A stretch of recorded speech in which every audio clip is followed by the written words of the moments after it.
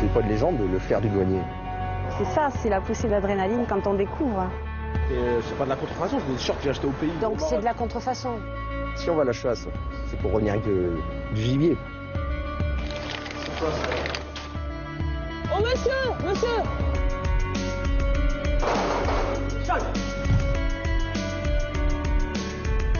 Maintenant on baisse d'un ton, vous laissez le chien travailler, c'est clair? Ah, si vous nous avez menti, monsieur, vous n'avez pas gagné du temps. Hein. Et on se dit, s'il arrivait quelque chose, pourvu qu'on ait appris les bonnes choses. Stup, écartez les bras, monsieur. Écartez les bras. Vous devez vers le sol.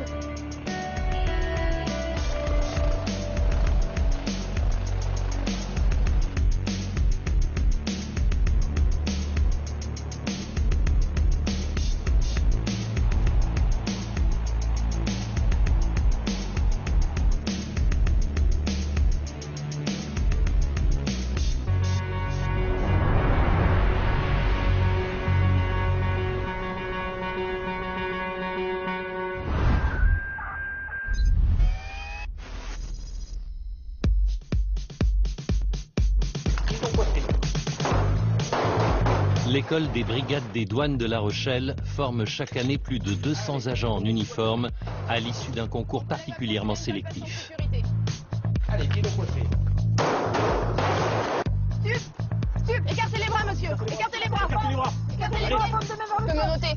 C'est toujours impressionnant, rien que de prendre une arme dans les mains quand on n'en a jamais vu de sa vie. Ça fait toujours bizarre, même le bruit, la première cartouche qu'on tire. Allez. Mais on prend plaisir à participer aux séances de tir. Le secret, c'est le guidon, la poitrine, on bloque bien. Et là, tu verras, ces munitions qui sont dehors, elles seront dans la cible. Ouais. Autrement, c'est pas mal. Merci. Après 4 mois de formation intensive, Aurélie et les 120 stagiaires de sa promotion vont enfin pouvoir choisir leur affectation. Je choisis direction Paris-Est. Direction régionale de Mulhouse. Direction Le Havre. Direction de Guyane. Très bien.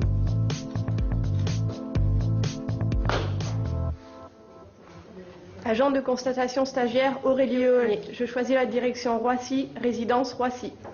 Très bien. Pour quelle raison avez-vous choisi Roissy? Je pense que Roissy, c'est une bonne école pour apprendre ce métier. Très bien. Écoutez, il n'y a pas de problème. Bon courage, bonne affectation et puis à bientôt. Aurélie, Roissy. Prête pour le départ. J'ai enfin reçu la commission d'emploi. C'est un moment important, ça montre vraiment qu'on va aller sur le terrain et je suis officiellement douanière. Pas d'émotion là. Oui, un petit peu quand même. Aurélie a 24 ans. Originaire de Clermont-Ferrand et titulaire d'une licence d'espagnol, elle est déterminée à réussir une brillante carrière au sein de la douane. On change de ville et tout. Pour partir vivre en région parisienne, Aurélie ne sera pas seule. Elle a prévu d'emménager avec son compagnon Michael, un agent stagiaire de la même promotion. C'est vrai qu'on angoisse un peu à l'idée d'habiter dans une nouvelle ville, de rencontrer de nouvelles personnes.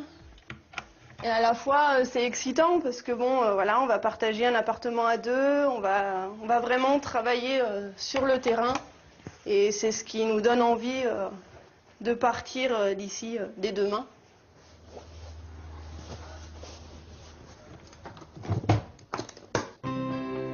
À quelques jours de leur prise de fonction, Aurélie et Michael terminent leur installation en région parisienne. De l'autre côté. Moi, c'est que les pieds à monter. Ça. Ça fait une semaine voilà, qu'on vient d'arriver et puis voilà, on va aller repérer un peu les alentours, voir un peu où on va travailler, chacun de notre côté et puis se faire un petit peu à l'environnement parisien, quoi. Personnellement, j'ai été affecté à la gare du Nord. Je n'en sais pas plus, je verrai bien ça le premier jour. Moi, j'ai commencé à regarder un peu sur Internet, mais il faut encore que je fasse le trajet pour voir combien de temps je vais mettre le matin. Donc, il faut prendre des repères. Voilà.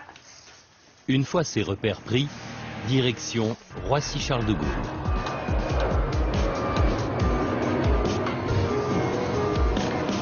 Sixième aéroport mondial, Roissy accueille chaque année 60 millions de passagers. Une véritable fourmilière au sein de laquelle Aurélie va devoir trouver sa place.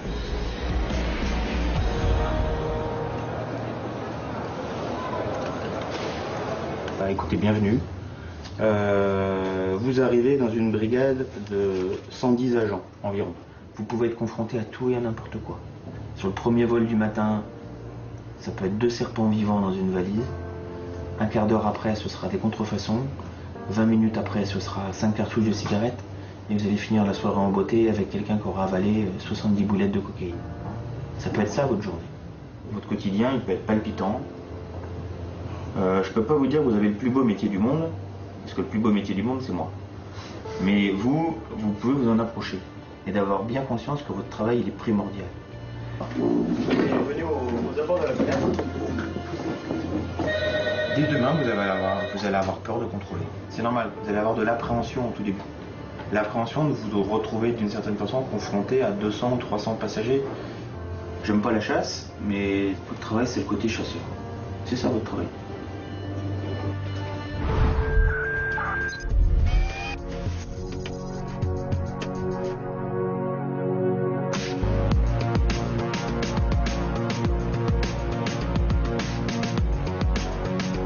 L'A63, l'autoroute de la Côte Basque. C'est le terrain de chasse favori des motards de la brigade de Bayonne. Sur cet axe très fréquenté qui relie l'Espagne au nord de l'Europe, les douaniers portent une attention particulière aux poids lourds de transport international. Bonjour monsieur, service des douanes. Vous parlez français? Oh la vache.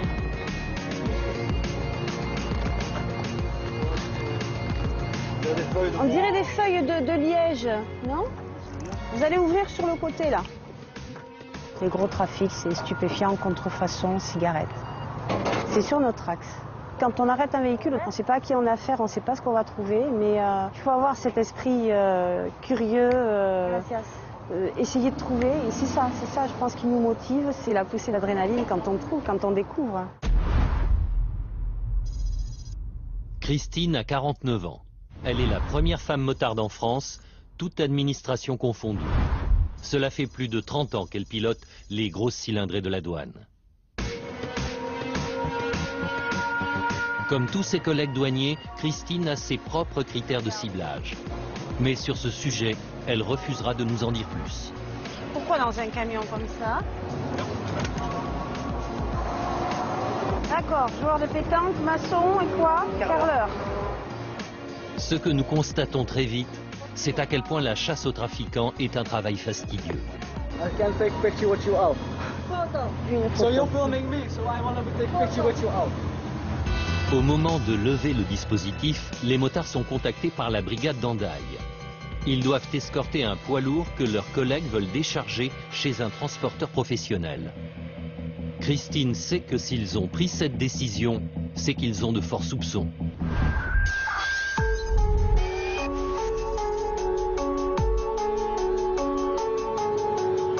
En région parisienne, sur l'autoroute A1, c'est Stéphanie et son chien anti-stupéfiant qui viennent d'être appelés en renfort par leurs collègues motards.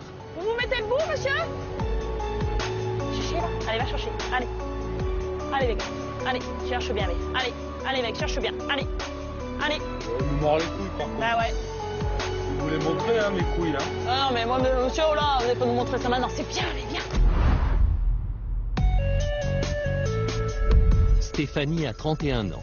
Grâce au flair impitoyable de son compagnon Vegas, elle est un atout majeur pour sa brigade et la division de Paris-Ouest. Le chien s'est particulièrement intéressé à l'entrejambe du jeune homme. Allez, cherche-le. Allez, cherche-le. Avec sa compagne, il rentrait d'une escapade aux Pays-Bas lorsque les motards les ont arrêtés. Donc on a trouvé un petit peu de résine de cannabis dans le sac à main de la demoiselle. Hein. Donc c'est ce qui a déclenché notre contrôle par la suite. Hein. Et puis on a retrouvé un peu d'héroïne. Voilà. Allez, c'est bien, mais qu'est-ce que c'est? C'était qui le chauffeur? C'était lui? Stéphanie doute. Les toxicomanes ramènent souvent de plus grandes quantités de produits stupéfiants, histoire d'amortir leur voyage. Alors là, on va les emmener avec nous dans un lieu adapté pour pouvoir leur faire ce qu'on appelle une visite à corps. Donc on va les déshabiller complètement et regarder d'un peu plus près. A priori, ce serait plus les gens s'orienteraient plus sur de la drogue dure et sûrement plus sur de l'inséré. Donc là, vu que c'est un monsieur, sûrement inséré dans le rectum. Voilà. Allez, dépêche-toi. Les agents quittent l'autoroute pour la brigade la plus proche, celle de l'aéroport Roissy-Charles de Gaulle.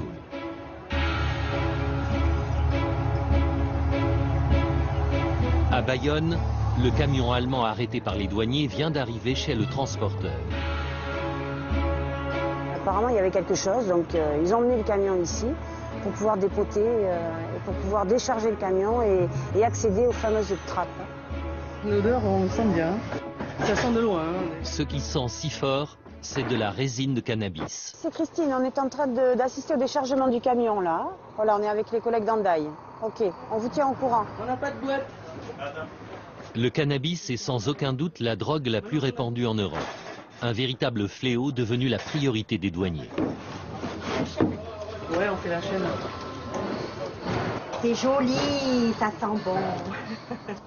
Ah, c'est des petites plaquettes, ouais. Bien emballées. Alors parfois il y a un logo dessus. Plastique. Parfois il y a un logo dessus, là, voilà. Je pense que c'est les différentes familles mafieuses qui ont chacun leur logo, quoi. Le logo du fabricant. Ça sent fort, hein. Après c'est fini. On a regardé les diamants. Le chauffeur du camion est un Allemand de 65 ans. Face à cette découverte, il reste abasourdi. D'abord, il va s'entretenir avec son avocat et nous n'avons le droit de rien lui demander. Ils disent souvent qu'ils ne sont pas au courant de ce qui a été mis dans le chargement, qu'on l'a mis à leur insu, enfin bref. C'est rare que les chauffeurs se dénoncent. Il y a des années en jeu, là, de prison. On est contente de nous, hein. Affaire de filles. Mais non, il n'y a pas de compétition entre nous. Chacun travaille pour la... Enfin, je veux dire, on travaille tous pour la même administration, donc on n'est pas jaloux de ce que font les collègues. Au contraire, on est content pour eux. Ils vont retourner avec le chauffeur à leur brigade pour faire la procédure. Et nous, eh bien, on va essayer de faire aussi bien qu'eux.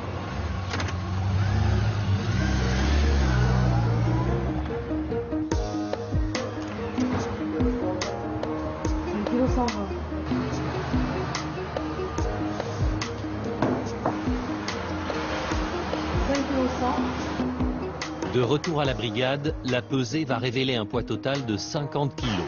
Sur le marché de la revente, un manque à gagner de 150 000 € pour les trafiquants. Mais celui qui a le plus perdu, c'est bien le chauffeur. Incapable de prouver qu'il ne savait pas ce qu'il transportait, il a été condamné à 3 ans de prison ferme et à 100 000 € d'amende. Retour à Paris. Stéphanie et ses collègues sont en chemin pour Roissy avec le couple de toxicomanes.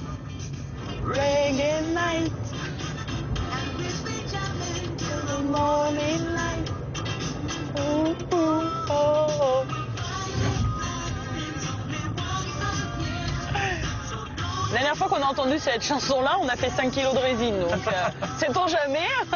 Il faut croire au signe du destin des fois.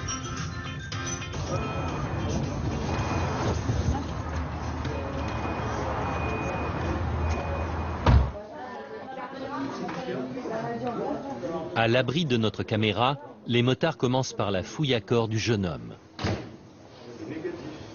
Sans succès.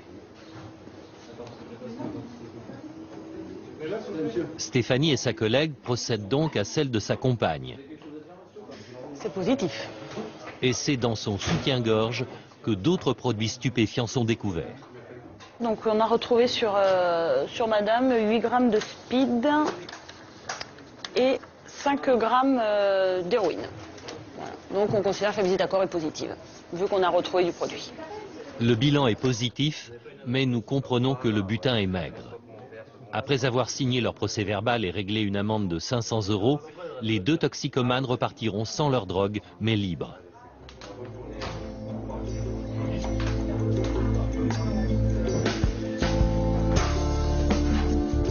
Légère déception.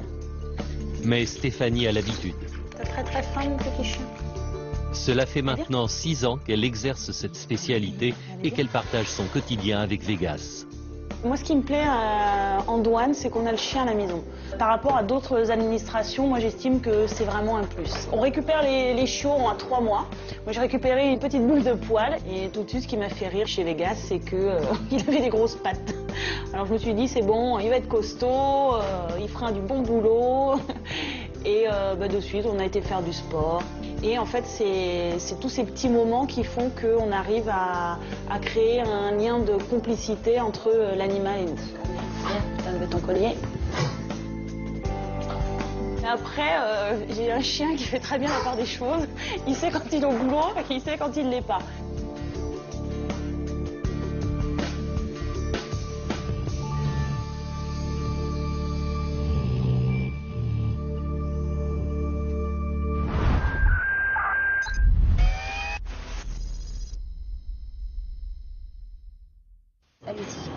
Posez-le bien à plat.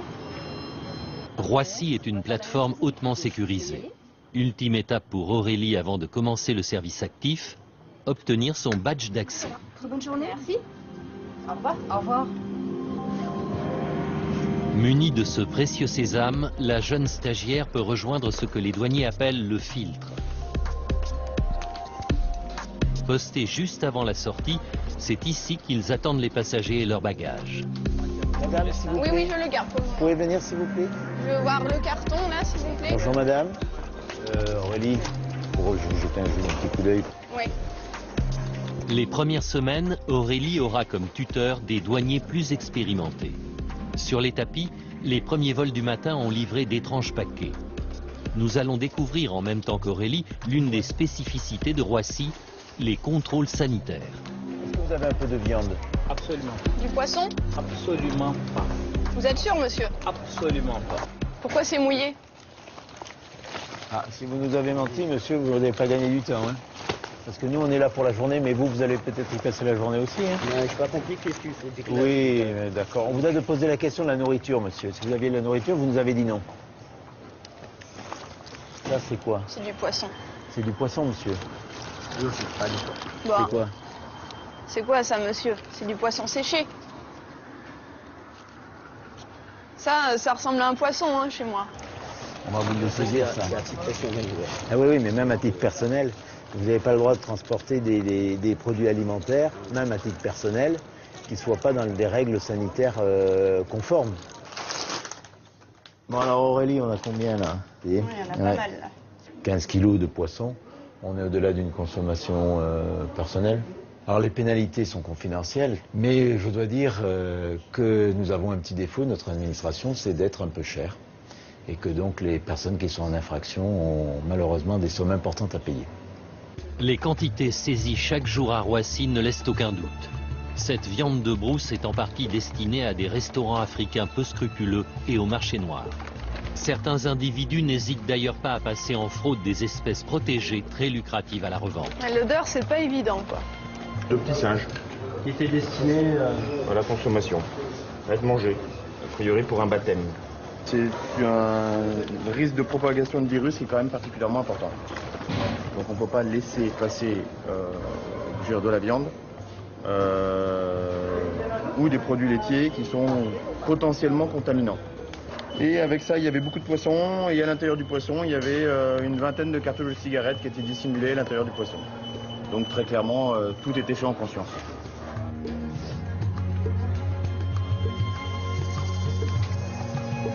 C'est vrai que c'est de la nourriture et nous on va saisir, on va détruire. Pour eux, ça peut leur faire mal, quoi, parce que c'est quelque chose qu'ils ont acheté. Vous avez déjà mangé dans un restaurant africain? Non, jamais. Qu'est-ce que ça vous inspire? En voyant ça, c'est pas très rassurant, mais après je suis sûre qu'il y a de très bons restaurants africains partout en France.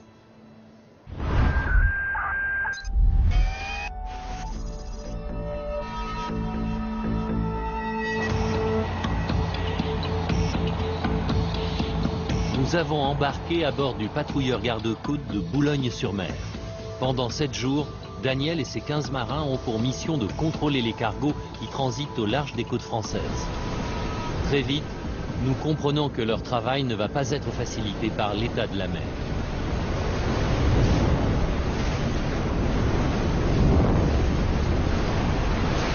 C'est la mer du Nord, c'est une mer assez hachée, elle est croisée, la houle, comme vous voyez, elle arrive de tous les côtés, donc ça tape. Il n'y a pas la houle longue comme en Atlantique, c'est une mer assez dure pour les bateaux et pour l'équipage aussi.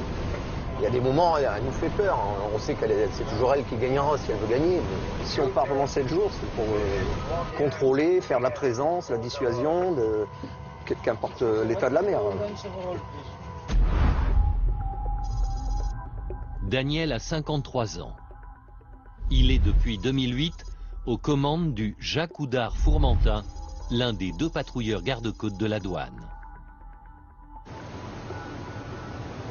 2 cargos sont dans la ligne de mire du patrouilleur. Pour choisir sa cible, l'équipage se renseigne auprès du centre opérationnel de Rouen, la mémoire vivante du service garde-côtes. Le Nicarjet a été contrôlé en 2009 RAS et le Karja a été contrôlé en 2005. Ils ont trouvé des cartouches dessus, mais depuis il n'y a rien eu de fait. Donc ça y est, pas été contrôlé. Qu'est-ce qu'on fait? Bon, on va le faire. Allez.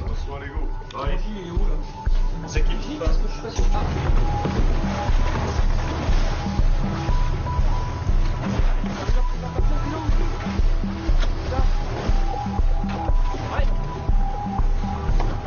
La décision va être prise par la provenance, la nature du bateau, la destination, son look. Vous aimez pas trop parler de ça? Non. Pourquoi? Parce qu'on ne veut pas donner nos sources. Quoique des sources, on en a pour en douane. C'est l'instinct. Moi, depuis que je suis en maritime, depuis 89, honnêtement, sur 80 tonnes de drogue saisie, je pense qu'il n'y en a eu que 2 tonnes sur renseignement. Ouais, c'est ça, c'est à l'intérieur en fait. Donc le réservoir d'eau douce. After peak is full. After peak is full also. Donc ici il y a le local bar et puis... Ouais, donc on va au local bar. Bon, et je m'enseigne pour un plan plus détaillé. Très bien. Captain, we can go to the bridge, please. Dans les entrailles du cargo, les douaniers explorent les moindres recoins pouvant servir au transport de marchandises illicites.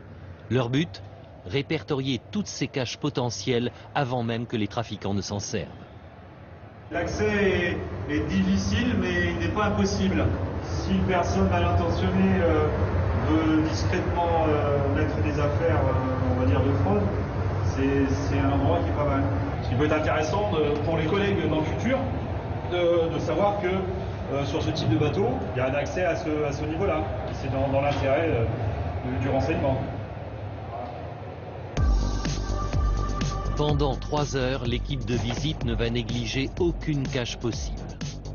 Cabine des membres d'équipage, cuisine, salle de repos, cargaison et même salle des machines, chaque centimètre carré du cargo est passé au peigne fin. Les produits taxés comme les cigarettes et l'alcool sont comptés et la liste des membres d'équipage croisée avec les fichiers de la douane. Tous marins et spécialistes dans leur domaine, les agents de Daniel connaissent parfaitement les structures d'un tel navire. Aucun détail ne semble pouvoir leur échapper et au moindre fait inhabituel, les douaniers poussent leurs investigations.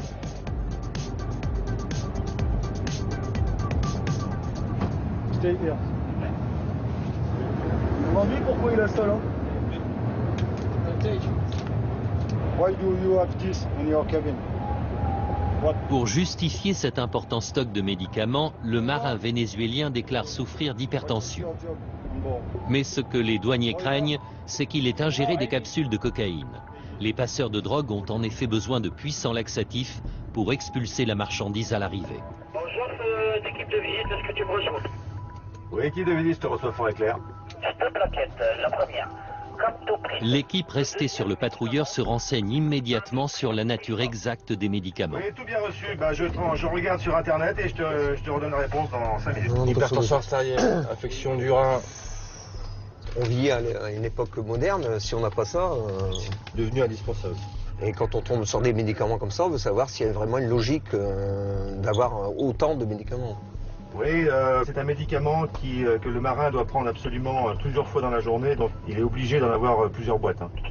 Ok, très bien, donc c'est joué, merci.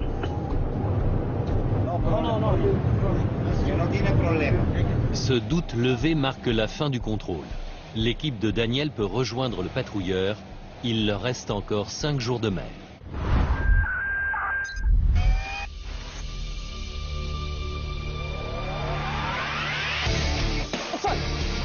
Lorsque Christine quitte ses bottes de moto, c'est pour enfiler une paire de gants de boxe. Au sein de sa brigade, elle est formatrice en sécurité. Au programme, toute une série de techniques professionnelles que Christine maîtrise sur le bout des doigts. Si je suis un peu de travers, avec son poids, il m'emmène. Tout le monde tombe. Mais qu'est-ce qu'il y a là? Qu'est-ce qu'il y a là? Partez les bras!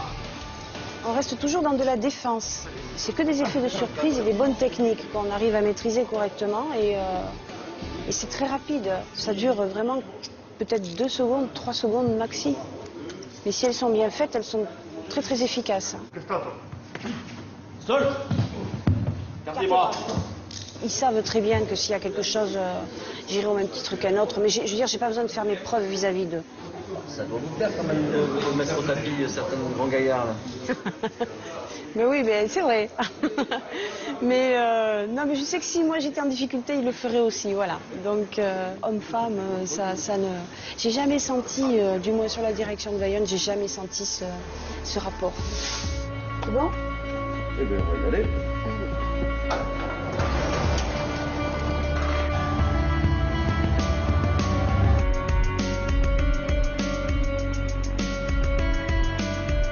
Christine reprend la patrouille sur l'A63 avec Christophe, son chef d'équipe. Cet après-midi, il nous emmène au péage de Biriatou, situé à quelques kilomètres de la frontière franco-espagnole. Avec plus de 26 000 véhicules par jour, le trafic y est impressionnant. Chaque année, sur ce point de contrôle, près de 25 000 articles contrefaits sont saisis pour une valeur marchande d'environ 2 millions d'euros. Dans ce domaine, les motards ont le coup d'œil. Très vite, ils repèrent un véhicule intéressant. Bonjour messieurs, service des douanes, vous arrivez d'où? Maroc, vous avez les papiers du véhicule s'il vous plaît? Vous allez aller vous garer là-bas à côté de la voiture qui est arrêtée. D'accord?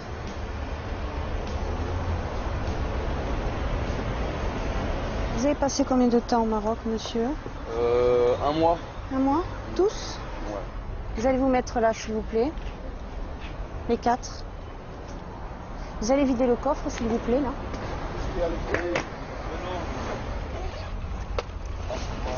Combien vous avez de contrefaçon dedans, là? C'est mes vêtements à moi. Non, mais ça, je me doute que c'est à vous. C'est pas de la Vous me dites que ce n'est pas de la contrefaçon. Les vêtements? Oui. D'accord. C'est les 3 t-shirts, là. Et les montres. Quand je vous demande combien vous en avez, vous me le dites. D'accord? Vous ne dites pas que c'est vos t-shirts et que c'est pas de contrefaçon. C'est pas de la contrefaçon, c'est des t-shirts que j'ai achetés au pays. Donc c'est de la contrefaçon, vous le savez très bien. C'est rien du tout, c'est de la Vous le savez parfaitement, vous venez de me le dire. Combien vous en avez? Pas de montre? Oui. 6. On a des formations quand même avec des techniques de reconnaissance sur les différentes marques. Donc on va se rendre compte de suite si c'est une contrefaçon, même si elle est très très bien limitée. On a des petites choses qui, ça on ne peut pas le dire, mais on a des petites choses qui nous permettent, nous, à notre niveau, de reconnaître si c'est une contrefaçon ou pas. Ça, ouais. Mais ça, par contre, ça vient pas du Maroc, c'est un ami à moi qui m'avait ramené de Thaïlande. C'est une contrefaçon. Mais pour une personne, ça, en fait, c'est pour moi. Mais c'est pas une question d'appartenance, c'est que c'est interdit. Comme c'était pour offrir, en fait. Alors c'est pas pour vous.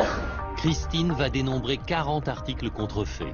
Dans un cas comme celui-ci, la justice est saisie et les marques contrefaites contactées. Si elle décide de porter plainte, les contrevenants risquent une lourde peine de prison et des amendes d'au moins 2 fois la valeur authentique des articles. Les jeunes repartent sans leurs marchandises et avec une lourde épée de Damoclès au-dessus de leur tête.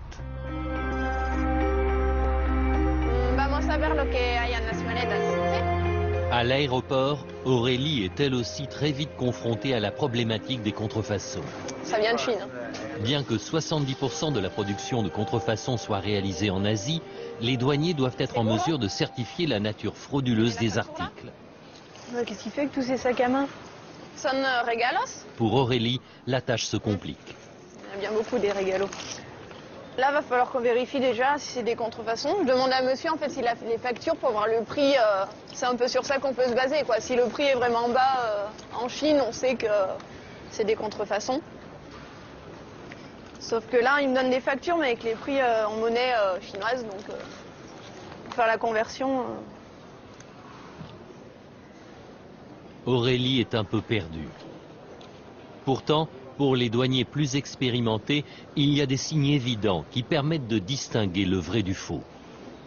Il y a des détails qui ne trompent pas, quoi, hein. Je veux dire, une montre Emporio Armani entourée de plastique, de mauvaise qualité, enfin, je veux dire, voilà, c'est quelque chose qui ne peut pas être vendu comme ça. Après, il y a le poids, il y a l'étiquette qui est mal collée, qui n'est pas claire.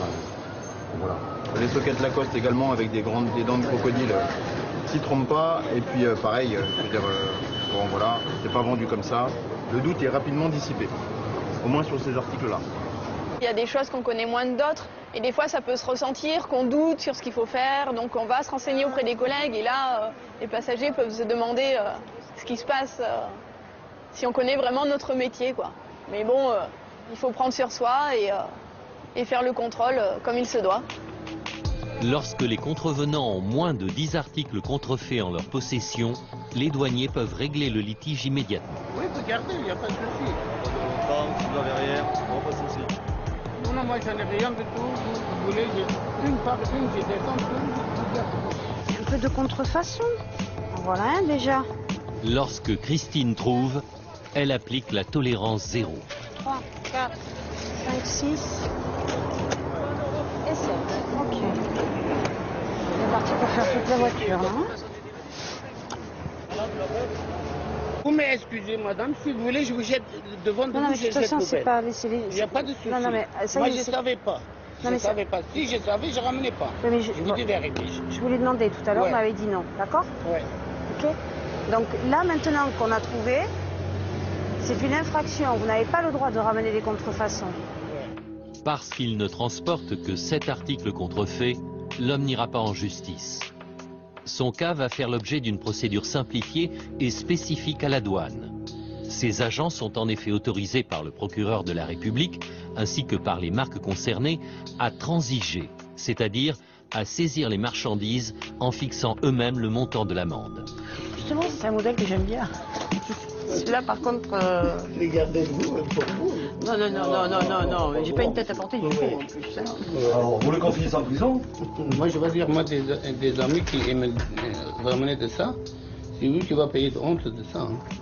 Je vous donne, il n'y a pas de problème. On compte ensemble, hein, monsieur? 250. 50, 100, 150, 200, 250. Bon, ma collègue va vous donner votre papier et après vous ferez rembourser par votre ami, hein, qui vous a fait ramener ces marchandises.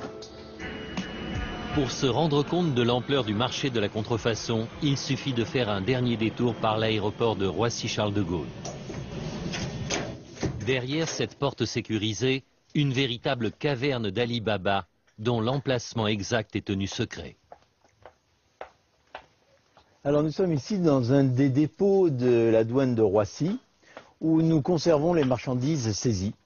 Donc nous avons un peu de tout ce qui peut exister en matière de contrefaçon. Et tout cela nous amène à saisir une quantité assez astronomique d'articles, puisque nous saisissons environ 1 300 000 articles par an. Et chaque année nous en saisissons un peu plus d'ailleurs. Et voici le sort réservé aux articles contrefaits. Tous les 15 jours, les douaniers de l'aéroport font appel à ce camion broyeur. Et si ces destructions concernent bien 1 300 000 pièces rien qu'à Roissy, ce sont en réalité plus de 6 millions de contrefaçons qui sont ainsi broyées ou incinérées chaque année partout en France. Valeur totale de ce trésor de guerre, 421 millions d'euros. C'est la conclusion de nos résultats quand même. Hein. Nous ne ferions pas d'opération qu'il n'y aurait pas de destruction. Donc nous sommes satisfaits de ces opérations. Nous n'avons pas de regrets à détruire des articles qui pourraient se retrouver sur le marché, parce que c'est la défense aussi de l'activité économique du pays.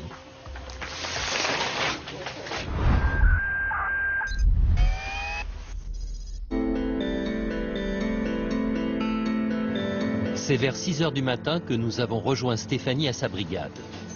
À en juger par le tableau de chasse qui orne le mur de son bureau, nous comprenons que la jeune maître chien est très fière du travail qu'elle fait avec Vegas. Elle collectionne toutes sortes d'images, photos et parfois vidéos.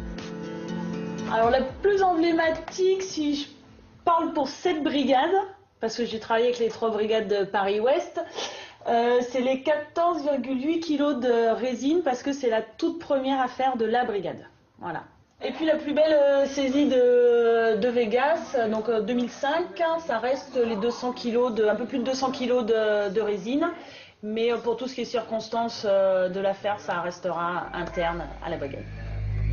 Qu'est-ce qu'il y a, Vegas? Allez, cherchez-le. Allez vite, allez vite, allez vite, allez vite. Oui. Sur ces images que Stéphanie nous a confiées, la dernière saisie marquante de Vegas. 16,5 kg d'herbe de cannabis. Conditionnée dans une trentaine de sacs poubelles, la marchandise a été retrouvée dans les valises d'un passager de quart de ligne. Sur l'autoroute A1, comme sur l'A10, les lignes qui desservent le nord de l'Europe sont très régulièrement empruntées par des passeurs qui jouent les touristes. C'est pour ce genre d'affaires que Stéphanie a signé en douane. Avec une telle saisie, c'est bien aux trafiquants qu'elle a le sentiment de s'attaquer et non aux simples consommateurs. C'est ce qu'il veut dire. Ok? Cette saisie est un cas d'école pour tous les maîtres chiens. Une très belle affaire que les agents n'auraient sans doute pas pu réaliser sans l'animal. Toute l'équipe de Stéphanie décide donc de consacrer la journée au contrôle de ces fameux quarts de ligne. Le chien, ça permet de dégrossir le travail. Vous imaginez s'il faut sortir tout le monde, faire le contrôle de chaque bagage un par un, on y passe la soirée. Donc oui, allez trouver, vous tout seul, sans le chien, pouf, le bon bagage. Voilà. Les 16 kilos qu'on vient de faire dans le bus de la même compagnie, bon ben là, le chien, paf, directement, il dit c'est cette valise-là. Donc le travail est dégrossi pour nous. Au lever du jour, les douaniers continuent d'arrêter chaque autocar circulant sur l'autoroute. Bonjour monsieur. Dès le début du contrôle, Vegas est envoyé à la pêche aux individus suspects. Allez. Bonjour. Vous prenez vos affaires, vous descendez? Les individus désignés par Vegas sont un jeune couple de touristes portugais. Okay, have you some drugs on you? No. Any drugs. Just to wait. Hey!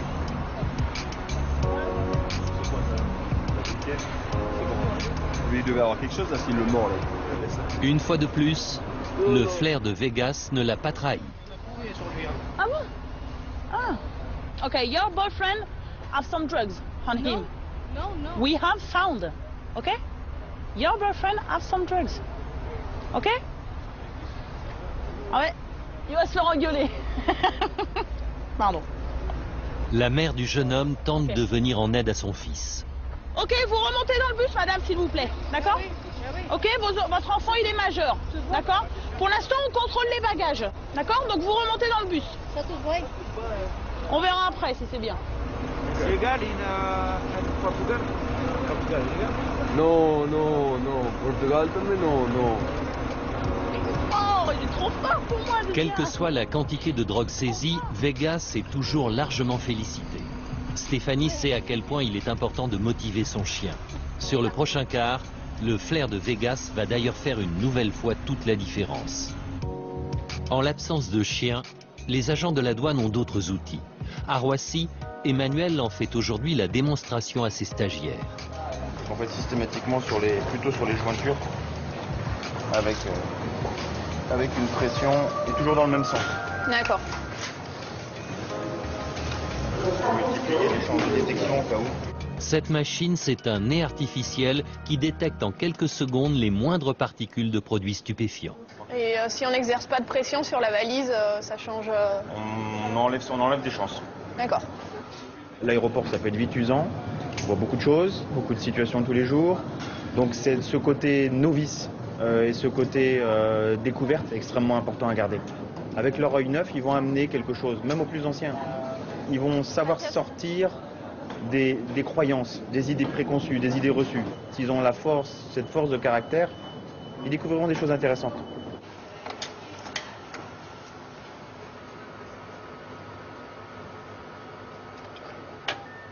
Donc là, le test est positif, il ressort à 1% de cocaïne. Donc on va approfondir la fouille des bagages. C'est la valise d'un passager brésilien qui vient de réagir positivement. Mais rien n'est découvert dans ses bagages. Dans un cas comme celui-ci, les douaniers peuvent réquisitionner un médecin pour faire passer une radiographie. Pas moins de 600 passagers sont ainsi contrôlés chaque année à Roissy. 200 d'entre eux se révèlent être des passeurs qui utilisent leur corps pour convoyer de la drogue. En attendant les résultats du passager, le médecin de l'aéroport tient à nous montrer quelques clichés. Cette radio de jeune femme est une radio positive, c'est-à-dire que c'est ce qu'on appelle, nous, dans notre jargon, une ingéreuse. Et là, on voit qu'il y a énormément de boulettes. Il y en a une vingtaine, une trentaine. Et tout ça, c'est réparti dans le tube digestif. Paradoxalement, tout le monde dit que c'est dangereux, c'est pas vrai. D'abord, ce sont des enveloppes de doigts de gants chirurgicaux, et puis le tout est protégé par du latex alimentaire. Par conséquent, il n'y a pas de problème. Mais quand tu sais qu'il peut en avoir jusqu'à 100, ah oui, ça fait une c'est un beau chapelet. Hein.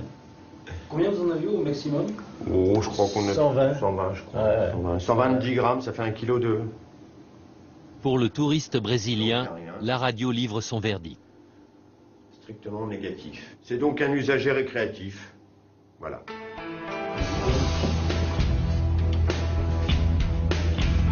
À la sortie de l'autoroute A10, Vegas vient de désigner une nouvelle cible dans cet autocar, le 6e de la journée.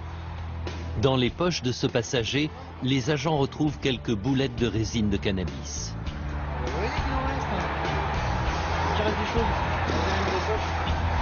On a sorti quoi? Oh, des boulettes. C'est ma consommation. Ah oui, bon, on s'en fout. Et en ouvrant son sac de voyage, il découvre environ 100 grammes supplémentaires de résine de cannabis. L'homme est immédiatement menotté pour la suite de la procédure. L'équipe décide de rentrer à la brigade pour l'auditionner. Oui, ben cherche-le bien. Allez. La situation va pourtant prendre une tournure étonnante lorsque Vegas est lancé sur les autres bagages du car. Mais cherche bien là. Rapidement, il se met à gratter avec frénésie un nouveau bagage suspect. Faut trouver le propriétaire, hein, et immédiatement. D'après les registres du car, la valise appartient à un autre passager, sans lien apparent avec le premier. C'est la vôtre, c'est bien ça? Il y a des choses à déclarer au service des douanes? Non?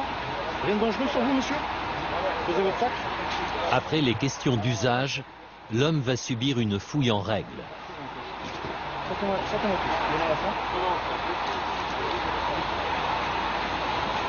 On va faire votre valise? On va jeter un œil à votre valise?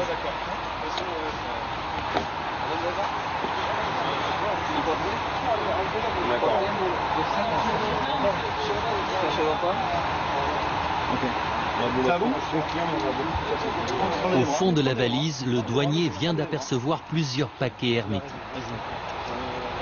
On va régler ça après. Là, on vient de découvrir à peu près 1,8 kg de résine de cannabis. Donc là, on est en train de voir avec le parquet des suites à donner, mais l'individu sera placé en retenue douanière et ramené dans nos locaux pour la suite de la procédure. Moi, je suis super contente, le chien a super bien travaillé, je suis avec une bonne équipe, donc ça va bien rouler, on est content, voilà. Moins d'une heure après leur découverte, Stéphanie et ses collègues ont rejoint leur brigade à Chambourcy.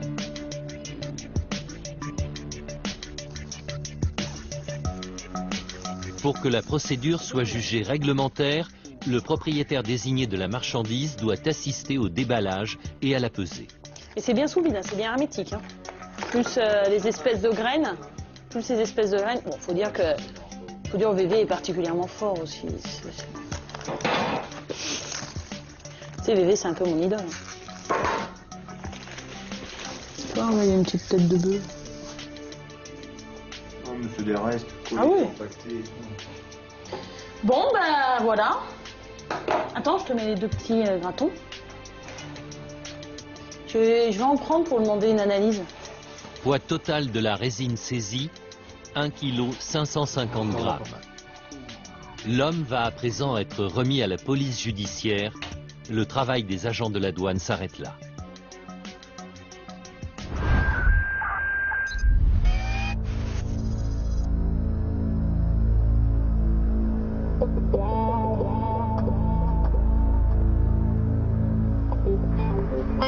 Philippe est un ancien pilote d'hélicoptère de combat, aujourd'hui reconverti comme instructeur au sein de la douane.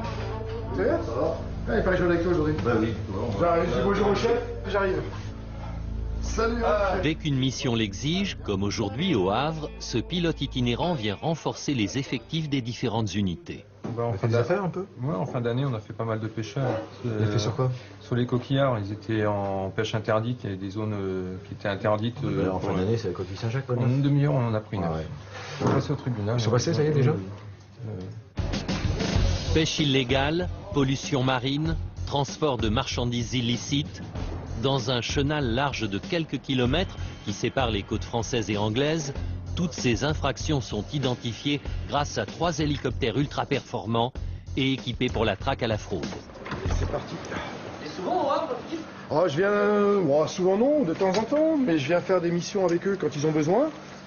Moi, ça me permet de ne pas rester à faire que de l'instruction et de garder la formation, de faire un parallèle entre la formation et puis l'instruction. Et puis c'est un goulet, donc c'est très intéressant en position stratégique, parce que tout ce qui remonte vers l'Europe du Nord, ça passe par ici. Donc c'est très intéressant pour nous. Philippe a 50 ans. Pilote émérite, il dirige aujourd'hui l'ensemble des formations dispensées aux hélicoptéristes de la douane.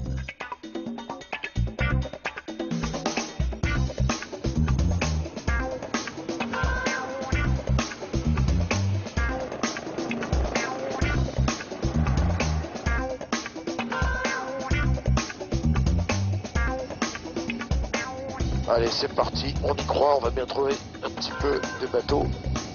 La visibilité pas terrible. Ouais. À midi et demi, t'as le cargo qui va sur Lyon. On va se présenter pour passer derrière et voir le long si on a besoin au cas où. On fait le tour pour voir si tout se passe bien. Ok, il a pas l'air de polluer du tout. Il est pas trop chargé. Hein. Il est hors de l'eau quand même. Hein. Là aujourd'hui, il n'y a pas une activité dense, mais c'est aussi une partie du boulot que d'aller voir quand on n'attend rien, on n'attend personne, et que d'aller voir dans la zone. Alors en mer, ça donne quand même ce sentiment de l'aiguille dans la moelle de foin, c'est vraiment ça quoi. Là, quand on regarde, on se dit il n'y a rien autour de nous. Maintenant, il est sûr que là, quand on commence à avoir un voilier qui remonte dans ces conditions-là ou d'autres types de cibles, par ce genre de météo, c'est que vraiment les gens en veulent. Alors soit c'est le gros professionnel qui convoie son bateau, soit c'est le gars qui essaye de passer en loose parce qu'il se dit aujourd'hui c'est tellement mauvais qu'il n'y a personne qui va venir. Là, il y a un pêcheur devant, on va voir dans quelle situation il est. Il traîne quelque chose. Ah, il a un accent de pêche alors. Hein. Non, il traîne ses filets pour les laver. Ah ouais, dans l'image clear on le voit bien, enfin dans la caméra on le voit bien. Hein. Ouais, il traîne. Hein.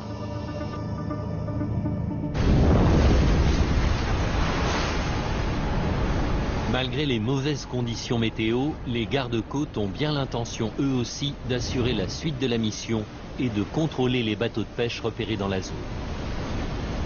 Cette mission de police des pêches, Daniel l'assure habituellement en pleine mer. Mais cette fois-ci, l'abordage du chalutier présente trop de risques pour l'équipage.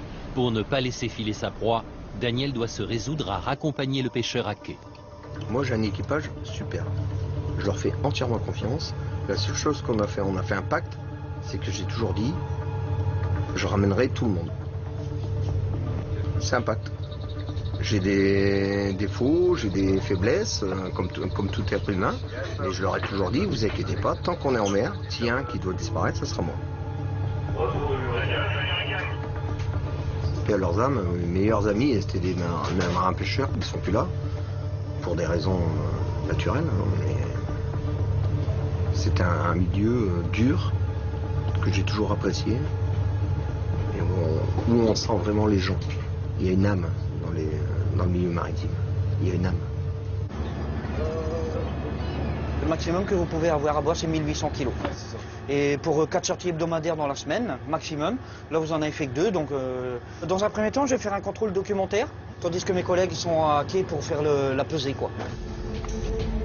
La pêche à la coquille est l'une des plus réglementées d'Europe. À chaque retour de pêche, les cargaisons doivent être scrupuleusement pesées et déclarées. Et si les marins se plient volontiers aux contrôles qui leur sont imposés, ils ne nient pas avoir recours de temps à autre à de légers dépassements de quotas. Il n'y a que les Français qui avons des quotas. Les bateaux étrangers n'ont pas de quotas. Avec des équipages aussi étrangers, avec des salaires fort bas forcément. Et ça, c'est pas normal. Ça c'est de la concurrence déloyale. Ça.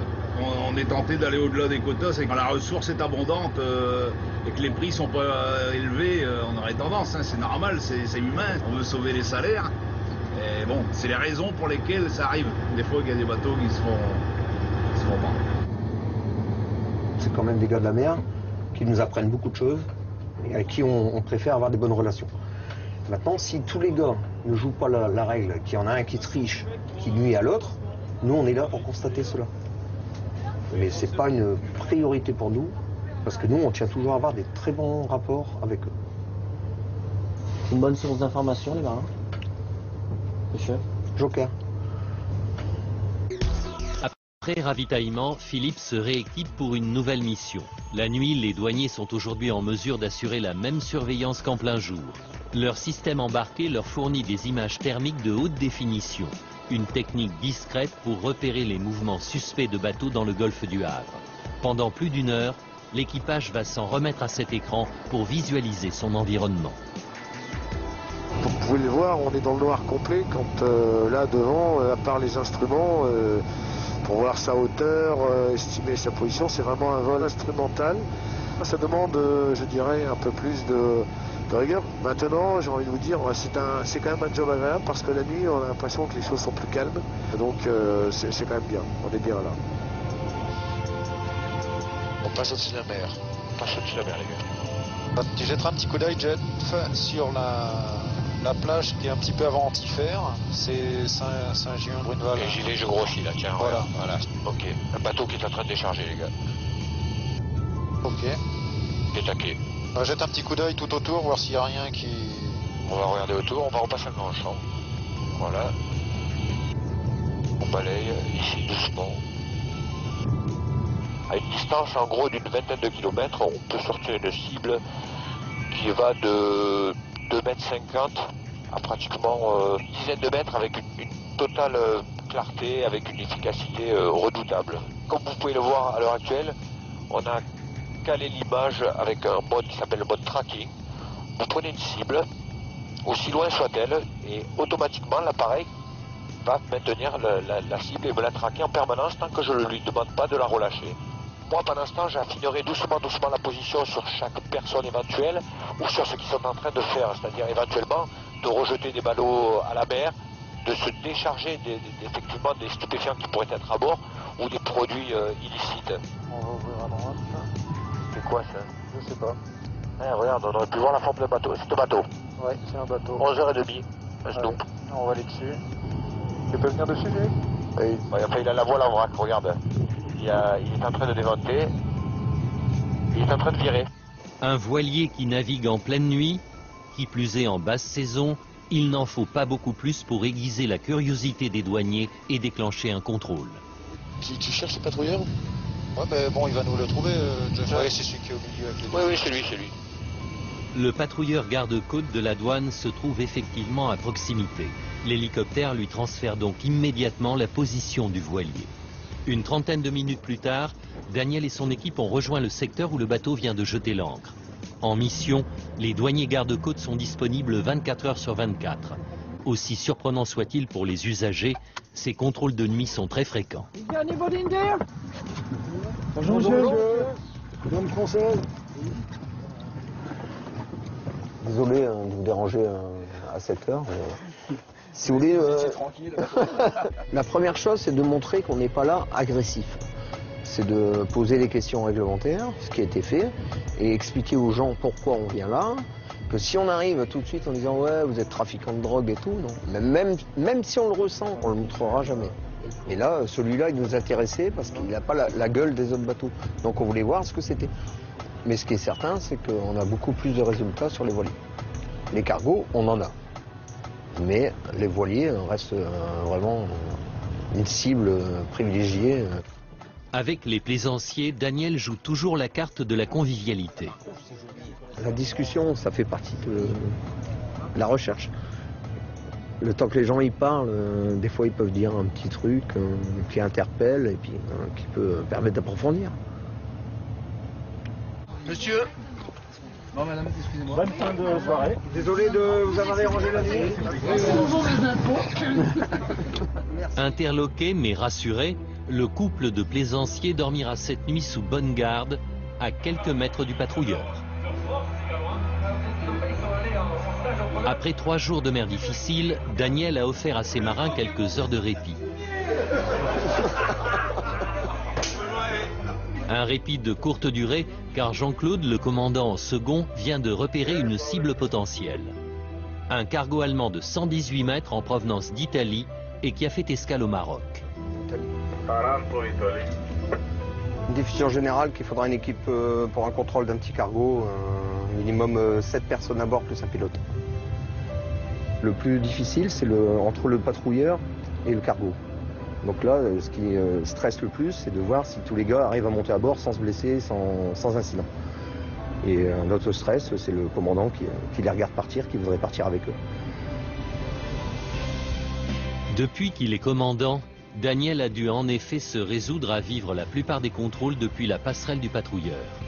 Ce qu'il aimerait partager plus souvent avec son équipe, c'est l'émulation de la recherche et le frisson de la découverte. Des affaires, il y en a eu pas mal, mais la plus belle, c'était le Sudwind. C'était un chalutier transformé, là, et on a mis 12-15 heures pour trouver des caches vraiment très bien aménagées. Double paroi, faux réservoir. Après, quand on a ouvert, on a dit ah, c'est bon, bingo, comme on dit. Qu'est-ce que vous avez trouvé? 4 tonnes de résine de cannabis. C'est suite à un ciblage par hélicoptère que Daniel et son équipage ont arraisonné cet ancien chalutier, soi-disant destiné à la plaisance. Une fois à quai, le contrôle approfondi de la structure du bateau a révélé des doubles parois dans lesquelles étaient dissimulés les ballots de résine de cannabis. Daniel et ses collègues ont ensuite mis plus d'une journée à extraire la marchandise des entrailles du chalutier. Vous vous rendez compte qu'on a trouvé ça à 10h30, là il est quand même 20h30 et on en est quand en dénombrement, on ne sait même pas encore la quantité qu'on a trouvée. Il y a tous les collègues là qui sont encore en train de dépoter, de peser, de sceller la marchandise, d'interroger nos... J'aime bien les appeler les clients, quoi, enfin, nos prévenus. Des clients. C'est sans doute parce que Daniel a toujours ces images à l'esprit qu'il réussit chaque jour à motiver son équipage. Si on va à la chasse, c'est pour revenir avec du gibier. Nous, on y va. Bon, bah, c'est vrai qu'il y a pas mal de coups qui tombent dans l'eau, qu'il n'y a rien, mais c'est à force de contrôler, à force de faire des investigations sur tout style de bateau, qu'on arrive à avoir du résultat. Pour nos douaniers, la partie de chasse n'est pas terminée. Dans le second épisode, vous retrouverez Christine, Stéphanie, Aurélie, Daniel et Philippe au cœur de tous les trafics. Aux 4 coins de la France, tous continueront leur difficile et incessante chasse à la fraude. Au point de vue dissuasion, là on est au top, on ne peut pas faire mieux.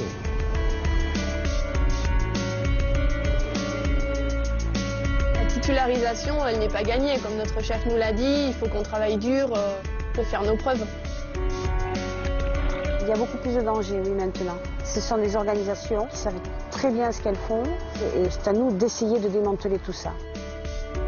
La majeure partie du temps, on n'a quand même pas de soucis avec les gens. Ça se passe quand même relativement bien. Votre valise, elle est rangée correctement, d'accord? Oh, oh, oh, oh. Eh. Et quoi?